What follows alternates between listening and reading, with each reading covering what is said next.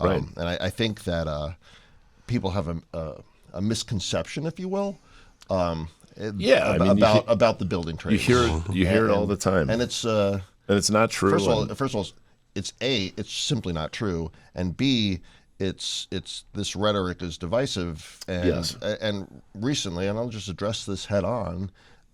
Somebody in the labor movement right here in Chicago, she said, and this is the head of the Chicago Teachers Union. What did she? She said something like, So in the election, there are unions backing. "You mean the mayoral election? There are Yeah, unions backing Paul Chicago. Vallis. Yeah. There are unions backing Brandon Johnson, and Chicago Teachers Union and a couple of others are backing Brandon Johnson. Many of the building trades recently came out, not all, but many, to back Paul Vallis. And the comment was that the labor movement isn't just white guys in hard hats.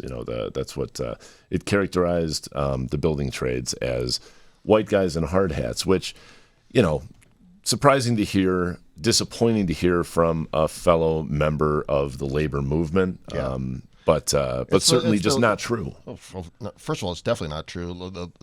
Just look at the laborers. There are 52% people of color. 52%. Right. And that's not of a small number, by the way. No. So it's simply not true. You look at 150. I mean, Yeah. we have landscapers and we have various municipalities, and we have plenty of people of color and women.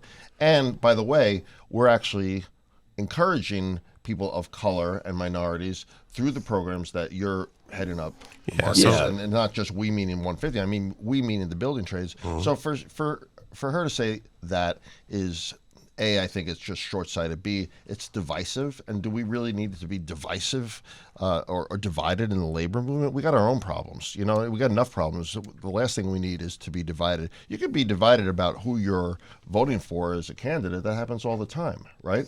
But in terms of dividing us by race is absolutely anathema to the mission of the labor movement. Period. And I think the most important part of it is it's just that a statement like that, or the generalizations that have been made for decades, are just not true. Yeah. And hi, I'm Ed Maher. You just watched a clip from the Workers' Mic. You can find our shows anytime on YouTube or tune in at 8 a.m. on Sunday mornings on 720 WGN.